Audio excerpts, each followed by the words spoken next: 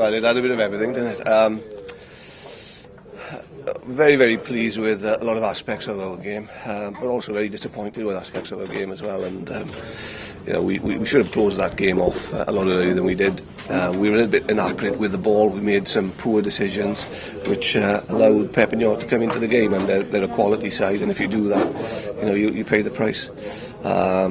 So I suppose in the main, with the ball, I was pleased with the way we played.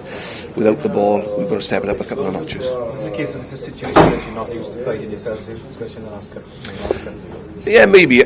We're a side that's building. We've still got a lot of work to do, and that's what I summed up to the players. There's a lot of good stuff in there, but also we realise as well that there's a lot of work for us to do, and it's probably a very strong position to be in going into the next fixture, because we can take a lot out of the game, but we can be pretty hard on ourselves as well for other aspects. Have you been surprised at all by the way Perpignan played? Did you expect them to be a bit more attritional? Well, we've seen them play, and they have got quality players throughout the side, and I think they can play any style of rugby. Really, they are one of the favourites for the French Championship, and they've got a lot of quality players. But we knew that we'd have to move the ball around a little bit to compete with them. What tries you scored? As good as you want to see that, yeah, there were some excellent tries there. It'd be great to watch them back again, and we've got to be pleased with that. And it is a mindset. The players have to be comfortable and confident to go on to the park and express themselves. And when you have players of the ability of, say, Regan King, for instance, that's what you want from them. Can you remember another game like that where you scored 4, or one team scores 4 and wins, and the other team scores 5? Yeah. And it has such a sort of a seesaw. Yeah, it normally happens to us, actually. Well, yeah, absolutely. And I think we played Treviso at the start of the season. We went 3 tries to the good up in the first half. We could have scored a 4th, but we dropped the ball over the line, and then all of a sudden the momentum changed. So that's why we lost that game ultimately. So that is a concern for us. But as I say, we're nowhere near being the finished article. We've come a long way in a relatively short space of time, and we're moving in the right direction. But still, a lot of work for us to do, which is good coming off the back of a bonus point win. When you look at the other game out in Italy, this is quite an exciting group. It's a real tough group, and it's great. And that's what we want. When you play in Europe, you challenge yourselves against the best teams in Europe.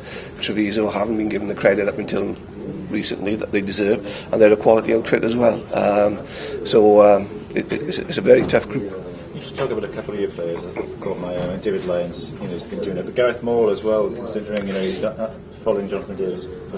Yeah, well, Gareth's been a bit unlucky, because of the quality of obviously Jonathan and Regan, not to get his chance earlier, and he's really pushed hard, and we can see the quality that he's got in training.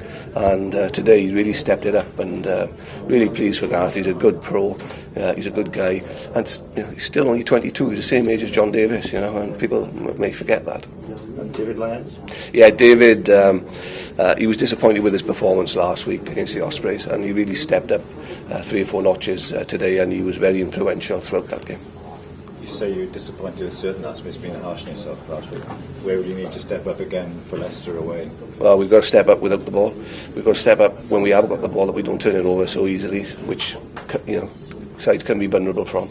And that's it really. We haven't got to look in too much depth. I think it's pretty clear where we let ourselves down and where we were good today. What about 4 or 5 clean breaks early on, wasn't it? Yeah, we should have scored. We should have had something out of them, and I was getting a bit frustrated with that.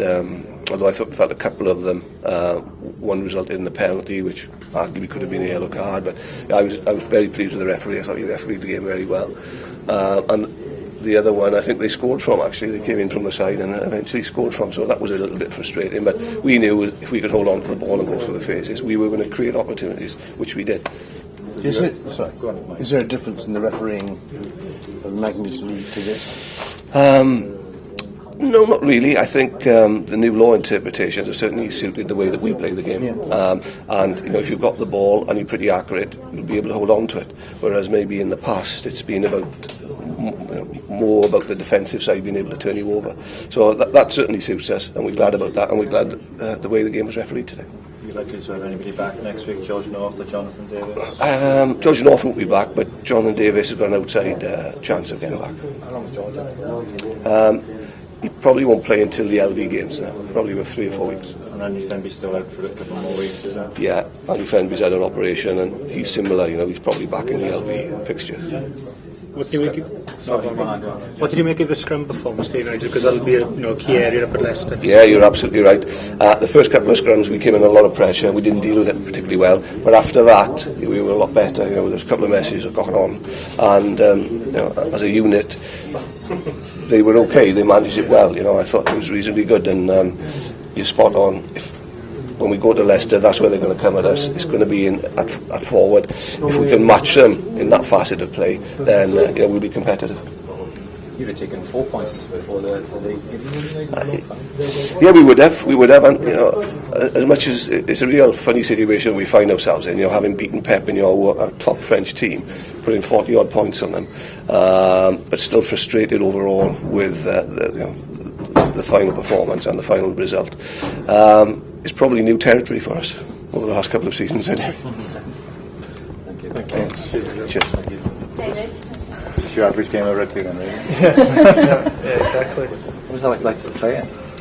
Yeah, it was pretty exciting. I think a bit of a trap for us was how easy we made our first couple of breaks early on. I think probably came a little bit too easy, and then we took us a while to settle down back into it, I think. Nigel said there you were harsh on yourself last week personally, is that right? Yeah, I'd been ill during the week and then didn't feel good last week, so I wanted to step up this week. 5 points from your opening game, you can't get any more than that. No, we're pretty pretty happy with a lot of our game. The first 60 minutes was pretty good. Obviously then we went a man down and they come back. It just more than anything just shows that they are a quality team and what they were capable of. But we're by no means a finished article, and we're confident we can still improve. But some of the tries you scored in that purple patch either side of half time were as good as you want to see, what you want done. Yeah, definitely. We've got some very skillful backs, and we create some good go forward, and more times than not they finish it, which is exciting. Just again, the mix right here in terms of obviously there's a lot of pretty stuff going on there. Time and space sometimes. I think so. Like I said, it probably came a little bit too easy to start with. And then we're still a lot of youngsters out there, and we're learning to control the game, and that's our big challenge, knowing when to turn it on and when to slow things down a bit, I think.